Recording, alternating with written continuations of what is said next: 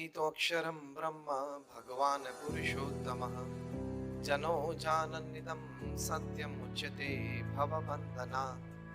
श्री स्वामीनारायण भगवान की जय। अक्षर पुरुषोत्तम महाराज की जय। राधा कृष्ण देव की जय। सियावर रामचंद्र भगवान की जय। प्रमुख स्वामी महाराज की जय। महंत स्वामी महाराज की जय। प्रमुख स्वामी महाराज शताब्दी महोत्सव की जय। प्रथम तो भगवान स्वामीनारायण के चरणों में वंदन के साथ हमारे गुरु हरि परम पूज्य प्रमुख स्वामी महाराज और प्रगट ब्रह्म स्वरूप परम पूज्य महंत स्वामी महाराज के चरणों में वंदन के साथ आप सभी सह्याद्री परिवारजन, विशेषतः श्री विलास जी, आप सभी सह्याद्री के कर्मचारीगण, जो किसान यहाँ पधारे हैं, और आप सभी सह्याद्री परिवारजन को हमारे नमस्कार, जय स्वामीनारायण और गुड इवनिंग। आज यहाँ आना हुआ मैं और मेरे साथी संत सब अपने आप को भाग्यवान समझते हैं कि ऐसे एक परिवार को आज मिलना हुआ। विलास जी ने हमें ये पूरी फैसिलिटी दिखाई, और एक व्यक्ति अगर तय करे और सब साथ में सद्भावना से, जो हमारा शब्द प्रवचन का मुख्य है, कोलैबोरेशन, संगठन भाव, एकता, एकजुट में साथ रहे तो क्या कुछ हो सकता है। यह सह्याद्री फार्म में आके ज्यादा प्रतीति आई। पता तो था लेकिन प्रतीति ज्यादा आई। इसलिए आप सभी को बीएपीएस संस्था की ओर से बहुत बहुत अभिनंदन है।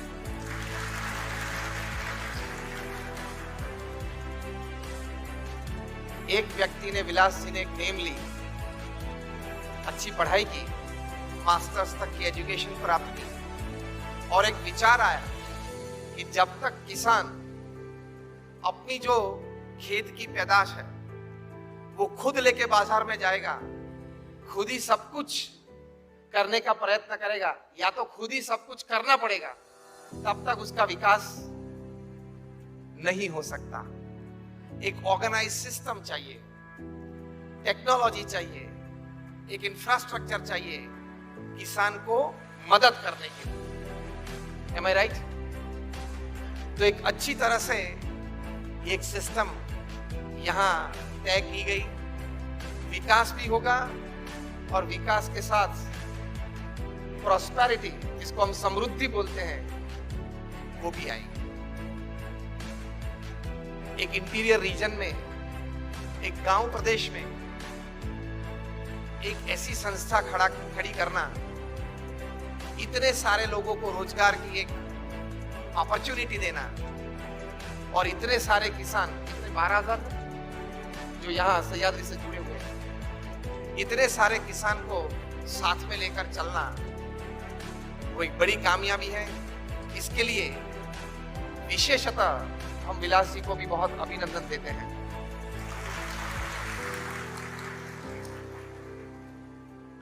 तो बात है जो प्रवचन में जो विषय दिया गया है, the power of collaboration. When you come together you can create. जब आप साथ में आते हो तब आप बहुत बड़ा सर्जन कर सकते हो। इतनी ताकत संगठन भाव में है, इतनी ताकत सिम्फनी में है, इतनी ताकत टीम वर्क में है। कोई भी प्रकार का किसी भी हिसाब से एक कोऑपरेशन शुरू होता है, ट्रेमेंडस एनर्जी जनरेट होती है। Any type of coming together generates energy.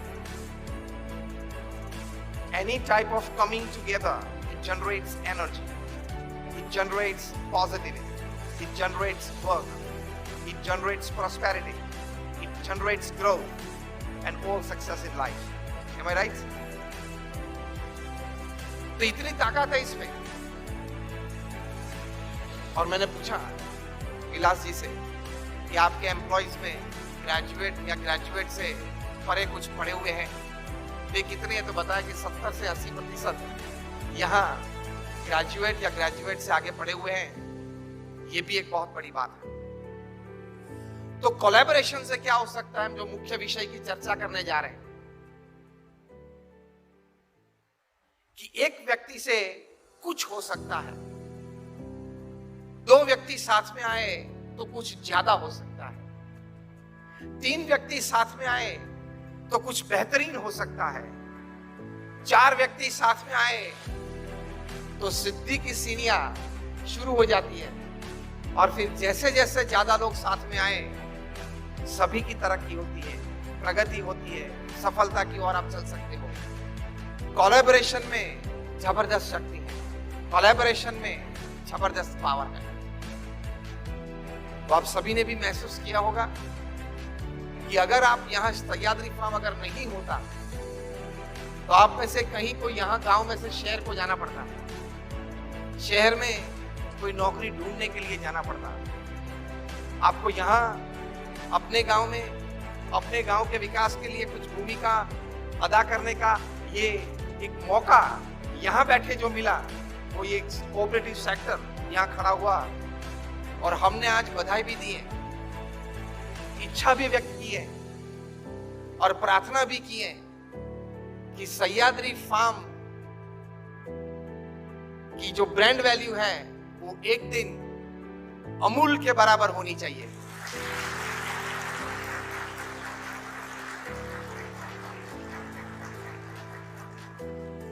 वही मॉडल है, मॉडल तो वही है, एंड ग्रोथ इज पॉसिबल, तो कर सकते हैं। कभी डॉक्टर कुरियन साहब ने अमूल जब चालू की थी, शुरुआत के दिन थे, शुरुआत के वर्ष थे, तब इसी प्रकार की व्यवस्थाएं और यही मार्ग से आगे चले होंगे। हम वही मार्ग पे हैं जिस मार्ग से डॉक्टर कुरियन ने अमूल को एशिया की नंबर 1 ब्रांड बनाई।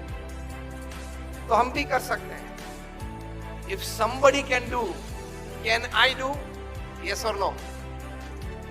अगर कोई कर सकता है तो मैं कर सकता हूं कि नहीं? हाँ या ना? कर सकते हैं। अगर कोई लोग साथ में आके कुछ कर सकते हैं तो क्या हम कर सकते हैं? हाँ या ना? दुनिया के कोई भी कोने में साथ मिलकर कोई एकजुट एक बड़ा काम कर सकते हैं, तो हम भी यहाँ मोहाड़ी में बैठे बैठे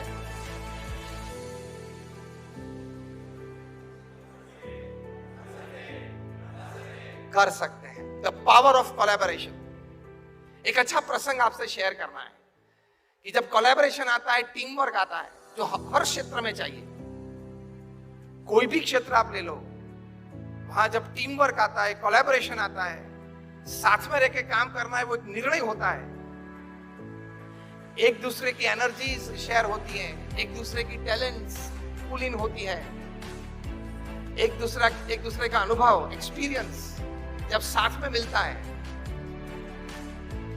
तब कितनी दूरी तक संस्था जा सकती है, क्या परिणाम प्राप्त कर सकते हैं, क्या नतीजा मिल सकता है, वो अकल्पनीय है। 2002 में जब फुटबॉल का वर्ल्ड कप हुआ, तब फाइनल्स में ब्राजील और जर्मनी थे। देखो पावर ऑफ कोलैबोरेशन क्या है। उस वक्त जर्मन डिफेंस बहुत स्ट्रांग था। जर्मनी के फुटबॉल टीम के captain mister Oliver can, he was the गोली ऑफ द जर्मन टीम। वो एक दीवार की तरह गोल के सामने खड़े रहते थे, और जर्मन डिफेंस भी बहुत पावरफुल था, उनको पेनिट्रेट करना इतना आसान नहीं था। सामने ब्राजील अटैक भी बहुत पावरफुल था। तो it was a match in the history of football. उस वक्त तक 2002 तक सबसे ज्यादा व्यूअरशिप कोई एक स्पोर्टिंग इवेंट या कोई भी एक इवेंट को मिली हो तो वो ये 2002 वर्ल्ड कप फाइनल को मिली, क्योंकि ब्राजील अटैक में रिवेल्डो थे, रोनाल्डिनो थे और रोनाल्डो थे, तीन पावरफुल आर्म्स थे। और वहां उनके सामने जर्मन वॉल को पेनिट्रेट करना, वो डिफेंस को पेनिट्रेट करना, वो भी मुश्किल था, नामुमकिन था। It was a match in the history of the tournament. First half तक कुछ नहीं, सेकेंड हाफ भी आधा चला गया तब कुछ नहीं हुआ। मतलब 70-75 मिनट की रमत पूरी हुई तब तक कुछ नहीं हुआ। Now Brazil attack was coming to its edge। अभी कुछ तो 15 मिनट बाकी है, 90 मिनट की ये गेम होती है, कुछ तो करना पड़ेगा। अब देखो पावर ऑफ कोलैबोरेशन क्या है, टीम वर्क क्या है, साथ में मिलकर करना है तो क्या परिणाम प्राप्त कर सकते हैं। तो जर्मन डिफेंस में जो खड़ा हूं इस तरह से, ऑलिवर कैन खड़े थे, उनके लेफ्ट हैंड साइड से डीप में से रिवेल्डो अटैक लेके आया, मतलब बॉल लेके आया। जर्मन डिफेंस सामने आ गया, उन्होंने सोचा कि मेरे से ये गोल नहीं होगा। उसने वहां से पास किया सेंटर ऑफ द ग्राउंड में, रोनाल्डिनो लेके आए थे, रिवेल्डो को बीच में पास किया और रोनाल्डो जो मुख्य अटैकर था वो राइट में था। अब पास रोनाल्डिनो ने रिवेल्डो को दिया।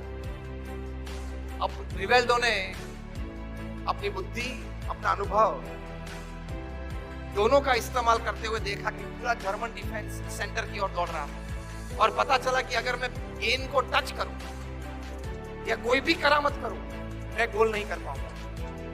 उन्होंने प्रेजेंस ऑफ माइंड, उन्होंने स्पॉट डिसीजन लिया और डमी किक बनाई। मतलब किक मारी लेकिन किक बॉल के ऊपर से घुमा दी, बॉल को टच नहीं किया।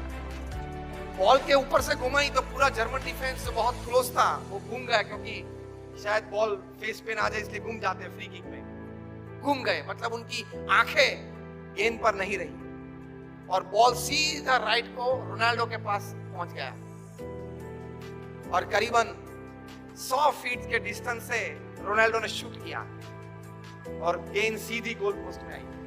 बिफोर जर्मन डिफेंस या ऑलिवर कैन को कुछ पता चले उसके पहले गोल हो चुका था।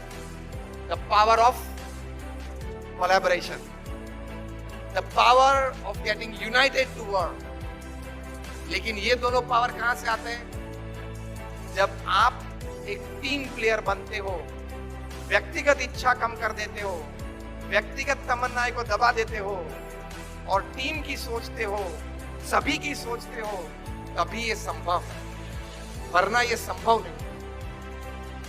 तो कहने की बात यह है कि साथ में आते हैं तो काम होता है। पावर ऑफ कोलैबोरेशन क्या है? साथ में आते हो तो काम होता है।